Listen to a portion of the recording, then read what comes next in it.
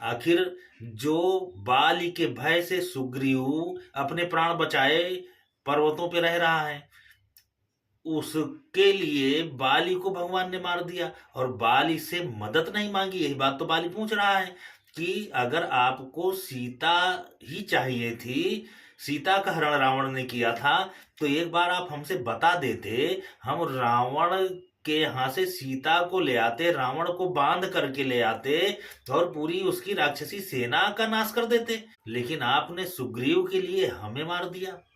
आखिर हमारा दोष क्या है? आप भी सोच रहे होंगे कि सीता जी की प्राप्ति के लिए, अगर सीता ही प्राप्त करना भगवान का उद्देश्य है रावण से, तो बाली से मदद ले लेना चाहिए था। फिर बाली को मारने की जरूरत क्यों पड़ी भगवान को? कि मन में तो स्वाभाविक प्रश्न आएगा। बाली कह भी रहा है कि कौन सा हमसे दोष हो गया, मैं बैरी सुग्रीव प्यारा, कारण कौन ना तुम्हें मारा, क्यों हमें मार डाला?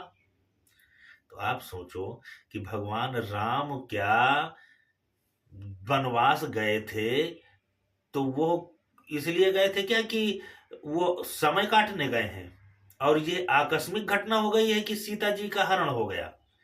अरे भैया, आप जब रामायण पढ़ते हैं, राम कथा पढ़ते हैं, तो उसका तथ्य समझें कि गोस्वामी जी ने किस तरीके से भगवान राम के द्वारा समाज को आदर्श शिक्षा दिया कि एक आम मनुष्य भी भगवान बन सकता है। आप थोड़ी देर के लिए भगवान राम को भगवान न मान करके उनके द्वारा जो मानवीय चरित्र किया जा रहा है उस चरित्र को समझे ना।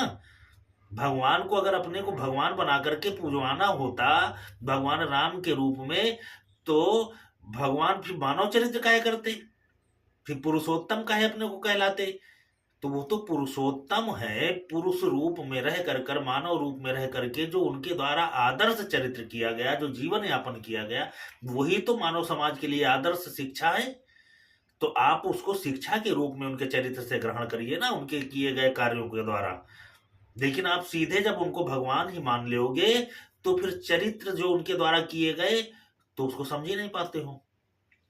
तो यहां पर बाल भी भगवान से पूछ रहा है कि आप तो धर्म के रक्षा के लिए अवतार लियो, धर्म हेतु अवतरे हो गोसाई, मारे मोहि व्याधि की नाही, मैं बैरी सुग्रीव प्यारा, कारण कौन नाथ मैं मारा।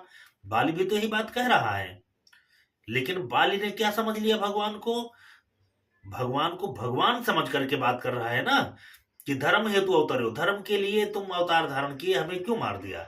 लेकिन भगवान मानव रूप में है, तो मानवीय चरित्र वो रच रहे हैं और मानव रूप में रह करके किस तरीके से आदर्श स्थापित किया जाए, किस तरीके से धर्म की स्थापना की जाए और इन अधर्मियों का नाश किया जाए, वो भगवान अपने चरित्र से बता रहे हैं। और उसको बता रहे हैं कि सुन, तूने जो पाप किए हैं उन पापों का परिणाम है अनुज बधु भगनी सुत नारी, सुन सठ ये कन्या समचारी, जो कुदिष्ट बिलोक एही ताही बधे कुछ दोष न होई।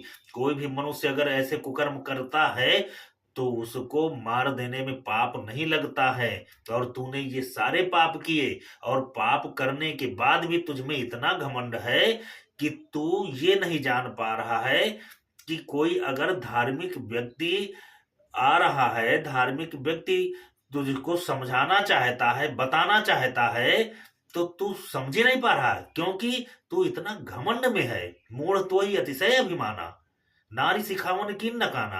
पत्नी बता रही है कि वो धर्म के लिए अवतार धारण किए हैं, धर्म की रक्षा के लिए वो मानव रूप में है, तो भगवान को मानव ही मानिए। हम ये कह रहे हैं कि मानव मानिए, क्योंकि भगवान मानव के रूप में है तो मानव के रूप में उनकी शिक्षा ग्रहण करिए। तो पत्नी उनकी कह रही थी, बाली की पत्नी समझा रही थी बाली को कि क्यों तुम उनसे बैर कर रहे हो, उनसे नहीं लड़ पाओगे, वो धर्म की रक्षा के लिए।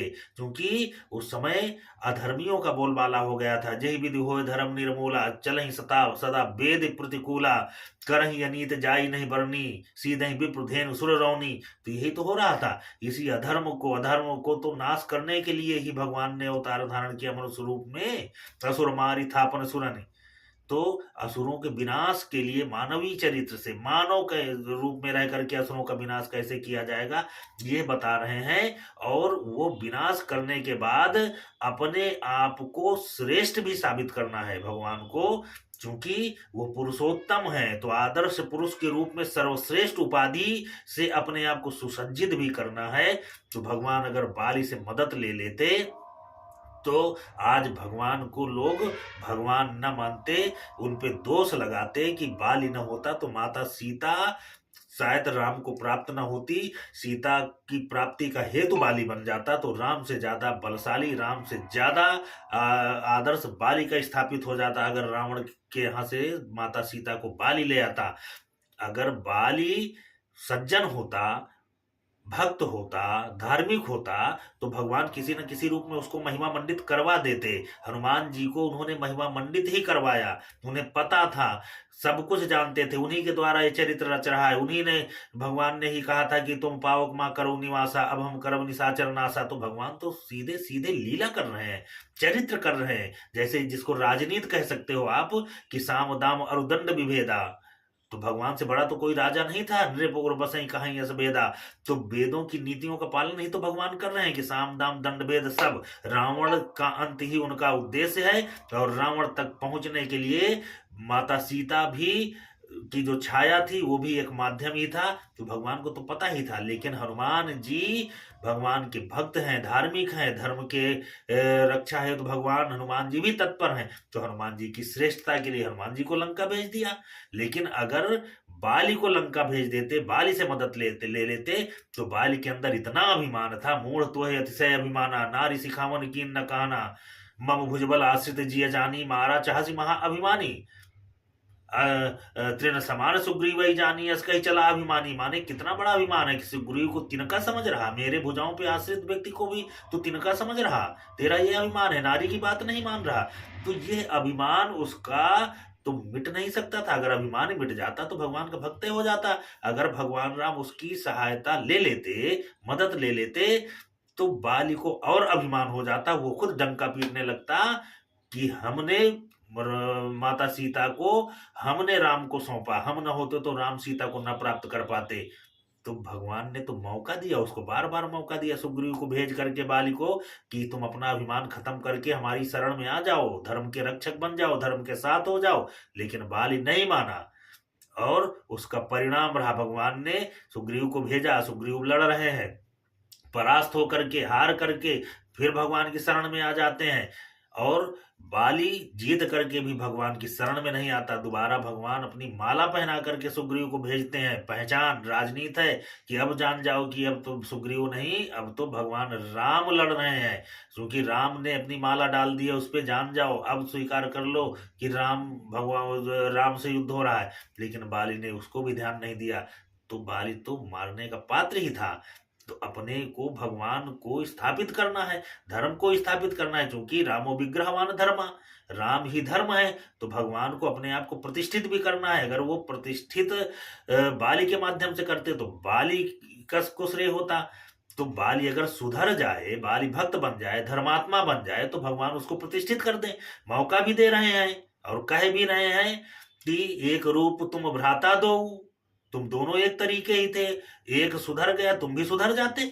लेकिन बाली नहीं सुधरा, मरते समय उसको बता रहे हैं भगवान, और भगवान ने इसलिए बाली को मारा। और बाली के पास जो शक्तियां थी, व्यक्ति बलि नहीं होता है, व्यक्ति की व्यवस्थाएं, शक्तियां बलि होती हैं। जो बाली के पास शक्तियां थी, उन शक्तियों का उपयोग भगवान राम अगर बाली के रहते करते तो बाली कभी भी अड़चन पैदा कर देता, क्योंकि वो अपने आप को ही सब कुछ मान रहा है, वो अभिमान में भरा हुआ है, और जरूरत पड़ने पर भगवान को धोखा दे सकता है। लेकिन सुग्रीव भगवान का भक्त है, भगवान पर आश्रित है, भगवान के बल से ही सुग्रीव को साम्राज्य मिल रहा है। तो सुग्रीव कभी भी भगवान को की अवहेलना नहीं कर सकता। और उसने थोड़ी देर के लिए वो विस्मृत भी हुआ, जब राजपाट पा करके उसको विस्मित हो गया कि राम जी का काज करना है, माता सीता की खोज करना है। तो जैसे ही लक्ष्मण जी पहुंचते हैं तो बाली सुग्रीव कांपने लगता है, और वो पुनः फिर भगवान की शरण में, भगवान के काज में लग जाता है। लेकिन इसी जगह बाली होता तो बाली शायद लड़ने के लिए तैयार हो जाता। इसलिए बाली जैसे अज्ञानी लोग जो घमंड में चूर हैं, जो धर्म के प्रति आंख मूंदे बैठे हुए हैं, और न जिन्हें धर्म से मतलब है, न जिन्हें कर्म से मतलब है, केवल अपना उदर पूर्ति के लिए ही जीवन यापन कर रहे हैं, वही है बाली। तो बाली जैसे ऐसे विवेकहीन व्यक्ति को, जो केवल अपने लिए ही जी रहा हो, और वो धर्म की स्थापना बाली भी कर सकता था, लेकिन वह शक्तिशाली होते हुए भी रावण को कांख में दबाए है।